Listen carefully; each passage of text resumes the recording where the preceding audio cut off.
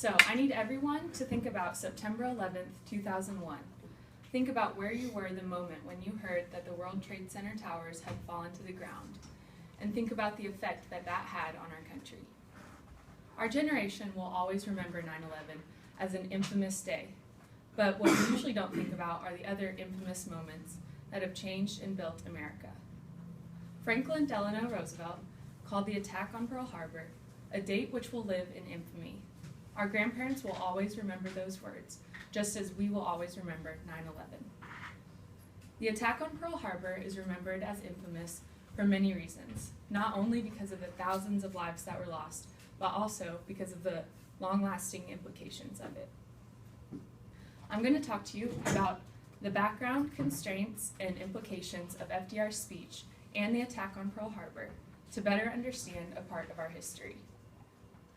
First, I'm going to give you a little background on FDR's speech and what else was going on in the world. At archives.gov, it says that FDR found out that the Japanese had attacked Pearl Harbor in the early afternoon of December 7th, 1941. A few hours later, he would write the speech that he would deliver to the American people. Robert McMahon talks about it in his book on the origins of the Pacific War. He says, Japan wanted to weaken the U.S., and there were signs that they might launch an attack, but we really couldn't tell at that time, and so it was relatively easy for Japan to send its fleet across the Pacific Ocean to Hawaii.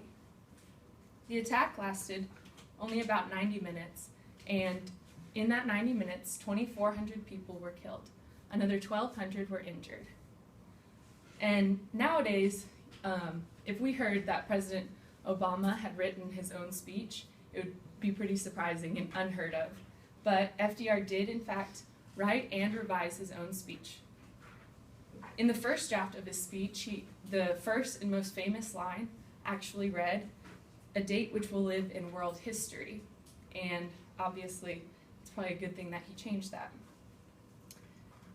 President Roosevelt would hope to protect and give support to those who are emotionally affected by the attack in his dramatic and short address. Now that I've given a little background on FDR's speech and the attack, I'm going to talk about the constraints of the speech. In an interview from Newsbank about the speech, a man recalls the first time that he heard FDR's address. An estimated 81 million people were listening as FDR gave his speech that would later be known as the Day of Infamy speech. As one of the finest pieces of oratory in the 20th century, it actually only lasted about 3 minutes long and didn't go into a lot of details about the attack or anything, but instead he used his words to draw emotions. FDR used a lot of adjectives and repeated these several times throughout his speech. For example, he says, "America was suddenly and deliberately attacked. Japanese government deliberately sought to deceive the U.S. Make it very certain that this form of treachery shall never again endanger us. And the unprovoked and dastardly attack by Japan." And then you can also see on the flip side where, when he's describing the U.S., he says, "The American people in their righteous might will win through absolute victory." I've given you background on the events of Pearl Harbor and the attack, as well as looked at his speech and how he delivered it. And the final part of this historic story is to talk about the long-lasting implications of it. While reading articles in the New York Times, I learned that as a result of FDR's speech, a slogan would be developed, and "Remember Pearl Harbor" would be a reference point throughout the war for Americans to look back at and remember Pearl Harbor. Factories began turning out military weapons at record rates, as well as American people were willingly rationing their food to give to the soldiers. Truman ordered 2 atomic bombs, one on Japan and one on Hiroshima, and then 3 days later, one on Nagasaki. 200,000 people were killed, and Japan surrendered 6 days later.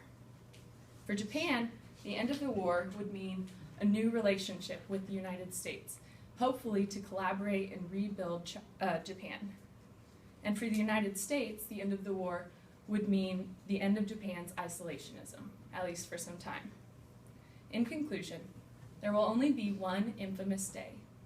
When deciding how to address the attack on Pearl Harbor, President Roosevelt chose to keep it short, with the main purpose of the speech to declare war on Japan.